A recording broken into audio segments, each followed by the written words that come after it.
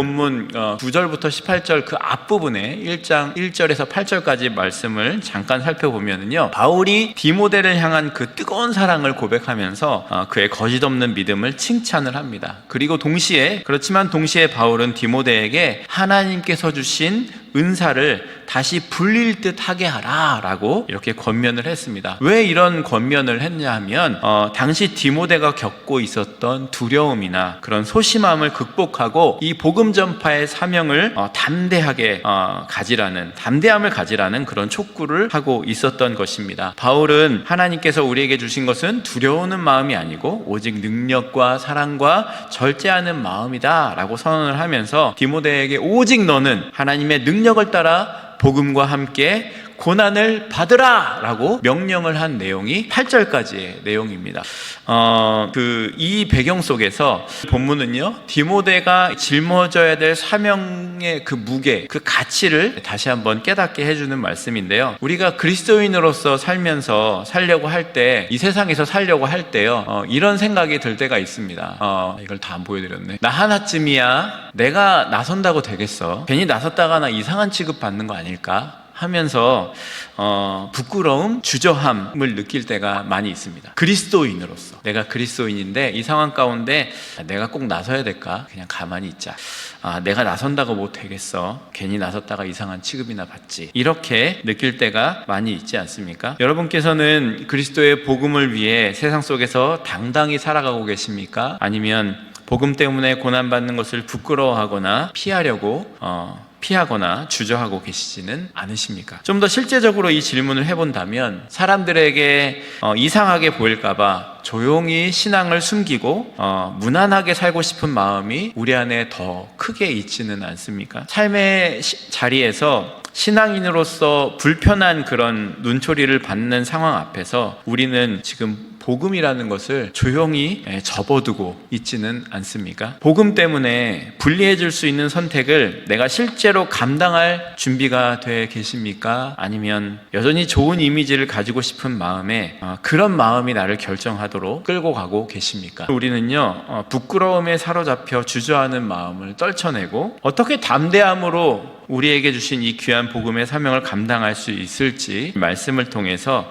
그 담대함의 근원과 본보기를 발견해 보고자 합니다. 그래서 본문을요, 부끄러움에서 담대함으로 라고 제목을 잡아봤는데요, 우리는 바울이 제시하는 두 가지 핵심적인 근거를 통해서 이 담대함을 어떻게 우리가 회복할 수 있을지 나눠보고자 합니다. 첫 번째, 이 담대함의 근거는 실력일까요? 부르심일까요? 라는 겁니다. 바울은요, 디모데가 복음을 부끄러워하지 말고 복음과 함께 고난을 받으라 엄청난 명령을 했잖아요.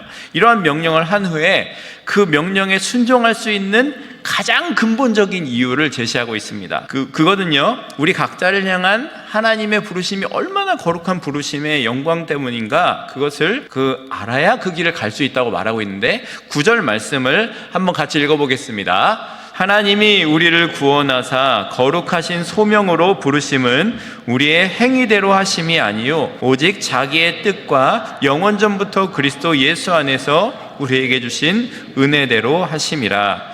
9절은요, 우리가 구원받은 근거가 뭐라고 얘기해요? 우리의 행위가 아니다. 우리의 행위대로 하심이 아니다 라고 말합니다. 우리의 행위가 아니라 뭐라고 얘기해요? 그 다음 부분에 오직 하나님의 뜻과 영원전부터 그리스도 예수 안에서 우리에게 주신 은혜에 있다는 거예요. 우리를 구원하신 근거가 우리의 행위에 따라서, 내가 뭔가를 잘해서, 내가 뭔가를 드려서, 내가 뭔가를 어떻게 하나님께 잘 보여서가 아니라 하나님께서 은혜로 우리에게 구원을 주셨다는 거예요. 무슨 말이냐면은 우리의 구원은요, 우리의 선행 때문이 아니라 전적으로 하나님의 주도적으로 은혜로 우리에게 주셨다는 겁니다. 그리고 이 구원은요, 9절에 이 구원을 이유를 말씀해주고 있는데요, 거룩하신 소명을 이야기하고 있어요. 거룩하신 소명으로 우리를 이끌고 있는데, 이 부르심은, 우리를 구원하심은 단순한 초대가 아니라 하나님의 목적과 의지가 담긴 그러한 소명으로 우리를 은혜로 구원하셔서 우리를 부르시고 있다는 겁니다. 그러니까 하나님께서 우리를 구원하신 이유는,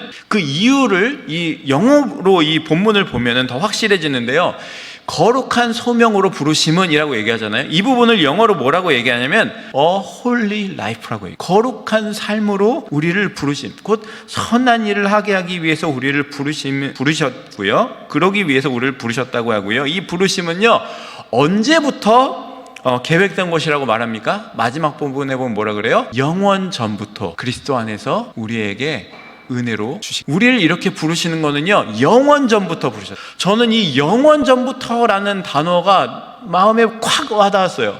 여러분, 우리가 어쩌다가 어찌어찌 해서 이 자리에 있게 된 것이 아닙니다. 여러분이 이 자리에 있는 거는요, 어쩌다 보니까 이 자리에 있게 된 것이 아니라는 거예요. 어떤 사람이 아주 특별한 교육과 훈련을 받아서 그런 것이 아니라, 그 사람이, 여러분이 그 자리에 있는 거는 하나님께서 이미 계획을 하시고 그리고 지으셨다는 거예요. 그곳에 세우셨다는 거예요. 그러니까 당장 내게 그런 능력이 없어 보여도요, 내가 그 부르심에 순종하며 나아갈 때 하나님께서는 나를 성장시키셔서 그 부르심에 합당하게 세워가시는 분이라는, 이게 은혜가 되더라고요. 여러분, 이 부르심과 이 주저함, 부끄러움 사이에 갈등을 가장 극명하게 보여주는 사람이, 성경에 그런 갈등을 보여주는 사람이 모세라고 할 수 있겠습니다.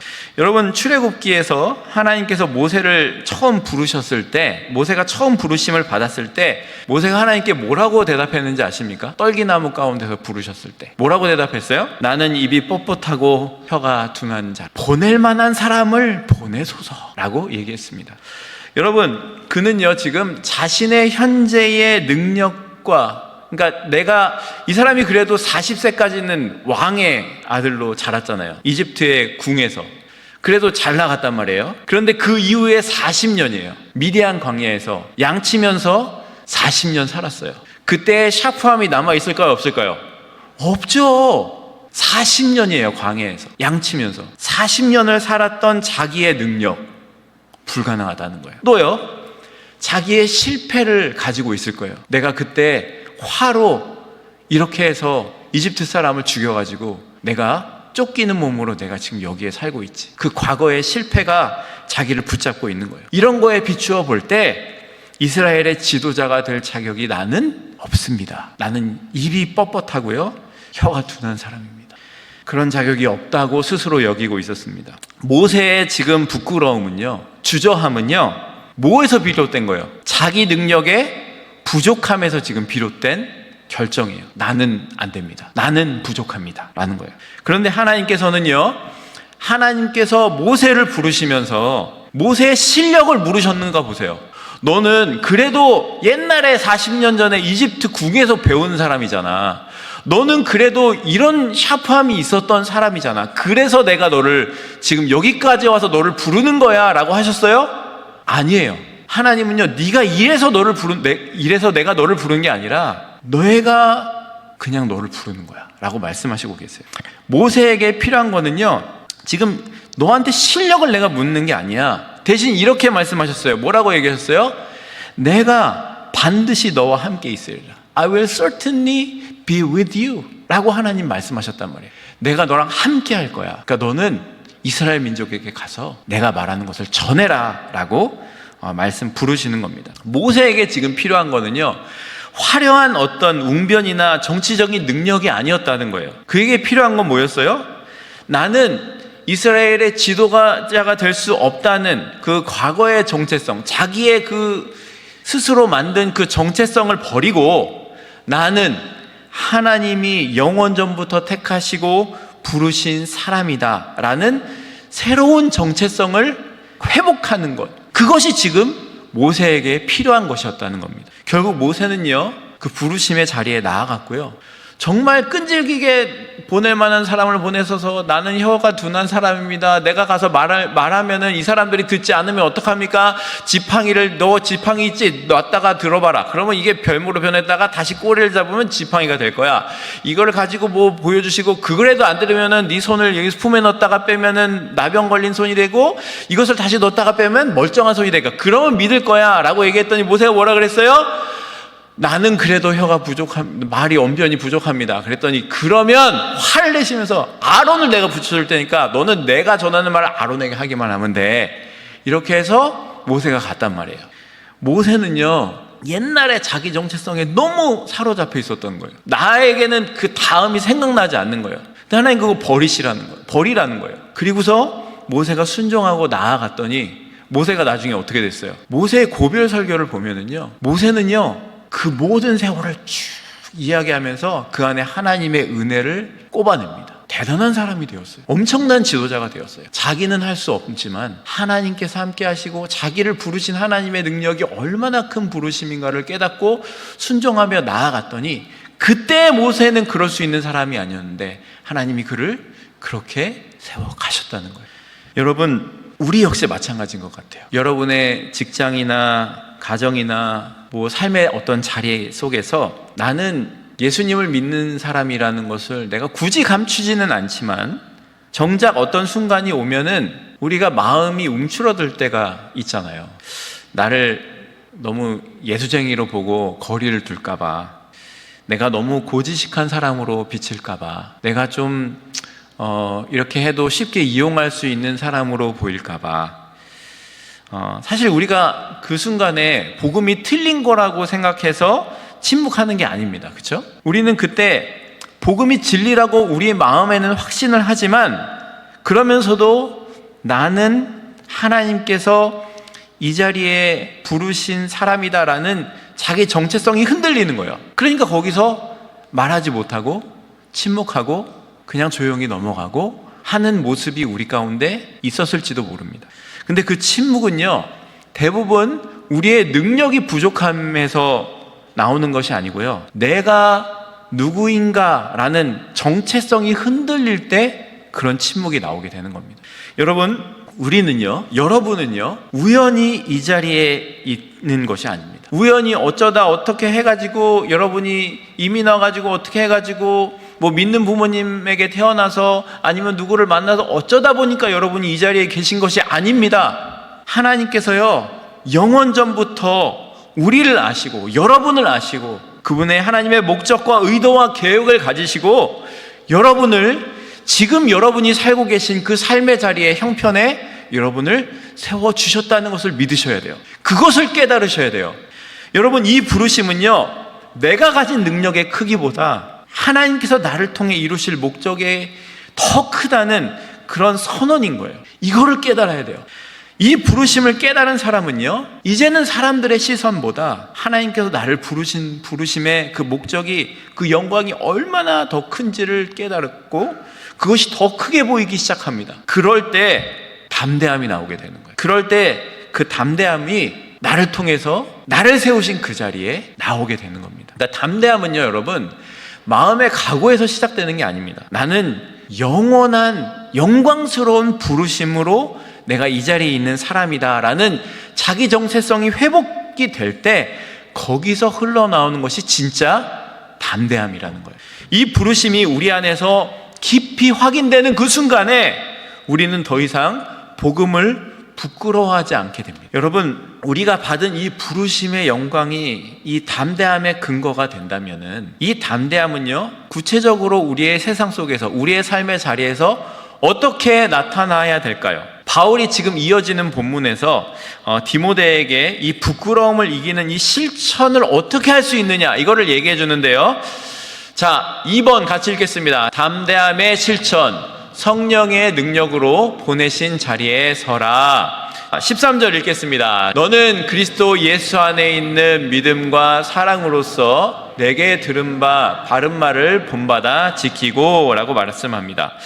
바울은요 이 부르심의 자리에서 담대히 서서 우리가 사명을 감당해야 되는데, 이 부끄러움을 이기고 담대함으로 나갈 수 있는 두 번째 실천적인 길이 13절에 나옵니다. 그거는 뭐라 그래요? 바른 말의 본을 지키라 라고 말합니다. 여러분, 바른 말은요 단순히 어떤 교리적인 것을 외워라, 전통적인 표현을 외우라, 내가 너에게 가르친 걸 그대로 기억하고 있어라 라는 게 아니고요, 9절에서 12절에 보면은 바울은 그 바른말이 자기의 인생에서 어떠한 실제적인 모습으로 나타나는지 요 앞에까지 쭉 이야기합니다. 그 내용이 뭐냐면은요, 예수님의 은혜로 자기 인생이 부르심을 받았고, 그리고 그 죽음의 권세를 깨뜨린 부활의 능력이 자신을 깨뜨리게 했고, 그리고 그 복음을 위해서 내가 사도와 교사와 전도자의 길을 걷다가 지금 고난을 당하는 지금도 나는 결코 나를 부르신 이 부르심을 부끄러워하지 않는다라고 얘기하는 겁니다. 그러면서 바울이 뭐라 그래요? 내가 이렇게 살아왔으니, 그리고 나는 지금도 이렇게 살고 있으니 너도, 디모데 너도 내가 살아낸 이 복음의 패턴을, 이 복음의 삶을 지키면서 살아라 라고 이렇게 권면을 하고 있는 겁니다. 이 장면 자체가 감동인데요, 바울이 막 말씀을 가르치고 너 이렇게 살아야 돼, 알았어? 이렇게 얘기하는 게 아니고요, 내가 말만 가르친 대로 살라는 게 아니라 내가 지금 살아낸 이 복음의 삶을 자네도 살기를 원하네 라고 이야기해주고 있는 거예요. 그리고 그 지키는 방법이 14절에 나옵니다. 중요합니다. 자, 14절을 보시고 같이 읽겠습니다. 우리 안에 거하시는 성령으로 말미암아 내게 부탁한 아름다운 것을 지키라. 우리가 이 복음의 담대함을 지키며 나아갈 수 있는 힘이 어디서 나온다고 해요? 어디서 나온다고요? 성령으로 말미암아 나오는데 그 앞에가 중요해요. 우리 안에 거하시는 성령으로 말미암아 우리가 담대하게 이 사명을 감당할 수 있다라고 증거를 하고 있습니다. 여러분, 여기서 지키다라는 단어는요, 맡겨진 보물을 목숨을 걸고 수호하다 이런 뜻을 가지고 있거든요.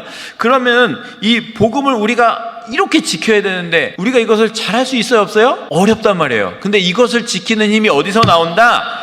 우리 안에 계시는 성령의 능력으로 나온다는 것을 바울은 우리에게 말씀하고 있습니다. 자, 이 명령에 대해서 바울이 두 가지 다른 사람의 상황을 이야기합니다. 첫 번째 상황은요, 배신과 어떤 그 부끄러움의 예인데, 바울은요, 아시아에 있는 모든 사람이 나를 버렸다라고 탄식을 합니다. 이 사람들은요, 바울이 로마에 갇혔다는 소식을 듣고 바울을 떠났다는 거예요. 이 떠났다는 말은 연락이 끊어졌다가 아니라 당시에 네로가 엄청나게 그리스도인들을 핍박하고 있었거든요. 그러니까 이 핍박하는 실제적인 위협 앞에서 바울과 함께 했다는 이유로 같이 의심받고 불이익을 당할까봐 스스로 그들이 선을 긋고 박해의 두려움 때문에 바울로부터 멀어졌다라는 겁니다. 그런 자리에 있었던 사람이 있었다. 복음 앞에 내가 담대히 나오지 못했고 멀어졌다라는 것이죠. 그런데 다른 사람을 또 얘기합니다. 그 사람이 누구냐면은요, 오네시보로입니다. 16절에서부터 이 오네시보로는요 나오는데, 이 오네시보로는 정반대의 길을, 이 사람들과 정반대의 길을 택하는데요, 그러는요 바울을 자주 찾아가서 격려해주고 바울이 사슬에 매인 것을 부끄러워하지 않았고 바울이 로마 감옥에 있을 때 부지런히 찾아왔다라는 겁니다. 부끄러워하지 않았다는 거는 단순히 호감 비호감이 아니라 그냥 바울을 그가 찾아가는 순간 어떻게 보면은 자기 역시 같은 혐의, 같은 비난, 그 같은 고난을 받을 수 있는 위협이 있었음에도 불구하고 그는 찾아갔다는 거예요. 그럼에도 오네시보로는 바울을 찾아갔고 바울을 섬겼고 그 옆에 함께 서 있었다라는 거예요. 즉 오네시보로는요, 그 담대함을 하나님께서 자기를 보내신 그 자리에서 담대하게 증거할 수 있었고 살아냈던 사람이었다라는 겁니다. 근데 이런 모습이요, 성경에 보면은 여러 군데 나옵니다. 느헤미야가 성벽을 완공했잖아요. 성벽을 완공할 때 이방인들과 그 사마리아 사람들에게 엄청난 방해와 핍박을, 목숨의 위협을 당했단 말이에요. 그런데 그때 당시에 그 포로로 귀환한 사람들이 밤새서 서로 교대하면서 성벽을 지키면서 한 사람은 건축을 하면 한 사람은 창을 들고 지키면서 성벽을 52일 만에 완공했단 말이에요. 이게 느헤미야 시대에 함께 동역했던, 함께 서 있었던 사람들이에요. 바울이 감옥에 있는 바울과 함께 서 있는 일이 자기에게 불이익이 될 수도 있지만 바울에게 손편지를 보내고 재정을 보내고 함께했던 빌립보 교회의 성도들이 있어서 자기가 있을 수 있었다. 이런 사람들이 있었다라는 거예요. 이 모두가 복음이 만든 그 관계 안에 자신을 그곳에 세우신 하나님의 세우신 앞에 부끄러워하지 않고 두려워하지 않고 서 있었던 사람들이었다는 거예요. 여러분, 혹시요, 우리는 교회에 와서 주일날 열심히 봉사하고 시간을 보내고 하는 거, 예배하는 거 좋아하는데 그것이 나머지 주중에 내 삶 가운데 드러나고 보여주는 것을 두려워하고 계시지는 않습니까? 내가 그리스도인이라는 것을. 혹시 친구들이나 주변 사람들이 너 너무 교회 빠진 거 아니야? 라고 농담 반 진담 반으로 놀릴까봐 내가 받은 은혜를, 오늘 나에게 주신 말씀과 은혜를 전하는 것을 부끄러워하거나 주저하고 계시진 않습니까?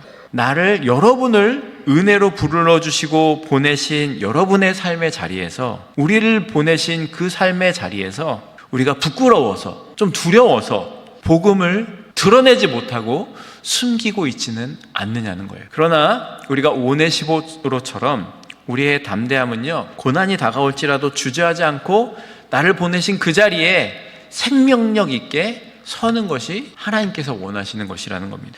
바울의 쇠사르스를 부끄러워하지 않았던, 혹시 그를 찾아감으로써 자신에게 다가올 불이익과 고난을 두려워하지 않고 나아갔던 오네시보로처럼 우리는요, 세상의 조롱이나 불이익의 그 쇠사슬을 두려워하지 말고 교회 안팎에서 여러분의 삶의 자리에서 맡겨주신 사명을, 여러분의 가정에서의 거룩함을, 일터에서의 정직함을, 이웃을 향한 사랑을 담대히 은혜로 생명력 있게 감당하는 우리가 되시기를 바랍니다. 그 힘은 어디서부터 나온다고요? 우리 안에 계시는 성령으로 말미암아 나온다라고 말씀하고 있습니다. 자, 오늘 말씀을 정리해 보겠습니다. 첫 번째로 우리가 부끄러움으로 담대함으로 나가기 위해서 두 가지 핵심 원리를 발견했는데, 첫 번째는요, 우리 담대함의 근거는 어디서 온다는 거예요? 내 실력이 아니라, 내 상황이 아니라 영원전부터 부르신 하나님의 영광스러운 그 부르심의 정체성에, 그 정체성에 우리가 뿌리를 두고 있어야 이 부르심의 근거를 확인하고 나아갈 수 있다라는 것. 두 번째는요, 이 담대함을 실천하려면 어떻게 해야 되느냐? 우리 안에 거하시는 성령의 능력으로 바울이 살아냈고 오네시보로가 행동으로 보여준 이 복음의 생명력 있는 이 패턴을 우리 삶의 자리에서 수호하며 서 있게 된다는 것을, 성령님의 능력으로 이것을 할 수 있게 된다는 것을 오늘 말씀에서 나눴습니다. 제가 처음에 여러분에게 드렸던 질문을 다시 한번 볼게요. 여러분은 그리스도의 복음을 위해 세상 속에서 당당히 살아가고 계십니까? 아니면 복음 때문에 고난받는 것을 부끄러워하거나 피하려고 주저하고 있지는 않습니까? 우리는 이 질문에 담대하게 답할 수 있어야 합니다. 복음은 우리가 부끄러워할 내용이 아니라 자랑할 능력이라는 것을, 부끄러워하는 마음은 세상의 어떤 시선을 두려워할 때 생겨나지만 우리에게는 영원전부터 예비하신 부르심으로 우리가 이 자리에 있다는 것을, 여러분의 삶의 자리에 있다는 것을 믿으시기 바랍니다. 그리고 성령님께서 여러분의 안에서 함께 하시고 계심을 깨달으시기 바랍니다. 주님께서 우리에게 주시는 것은 두려워하는 마음이 아닙니다. 우리 모두가 이 말씀을 붙들고 우리를 향한 세상의 조롱이나 냉대를 두려워하거나 부끄러워하지 말아야 되겠습니다. 오히려 복음으로 인해 고난받고 담대하게 주님을 증거하며 여러분에게 맡겨주신 삶의 자리에 당당히 서 가시는 여러분이 되시기를 바랍니다.